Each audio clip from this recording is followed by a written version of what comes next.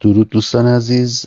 میدونید که دیابت فقط یه بالا رفتن ساده قند نیست، بلکه دیابت همانند موریانه‌ای نهال سلامتی رو تبدیل به خاکستر میکنه.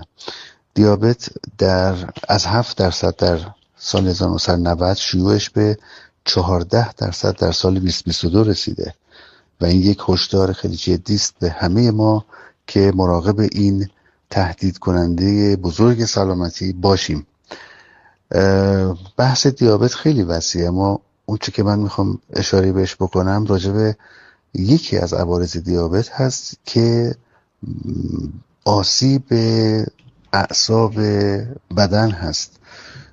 همونطور که میدونید دیابت بعد از چند سال از استقرارش تو بدن 3 عضو مهم رو مورد حمله قرار میده.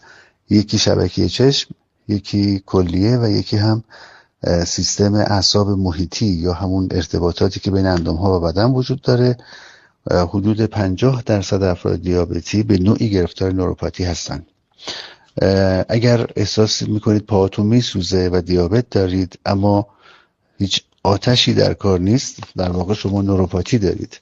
نوروپاتی از عوامل بسیار مهم در ایجاد زخم دیابتی است و زخم دیابتی میدونید از علل اصلی قطع عضو در کل جهان هست و علائم نوروپاتی عبارت است از گزگز و مورمور، سوزش و حس نکردن قسمت‌های انتهایی پا، معمولا از پا شروع میشه و میتونه با به اصطلاح آسیب زدن به درک بدن از پا باعث بشه که پا مرتب به اطراف برخورد بکنه و زخم بشه و میدونید که یکی از ستونهای ایجاد زخم دیابتی نوروپاتی هست، یعنی عدم انتقال درست اطلاعات بین عضو و مغز.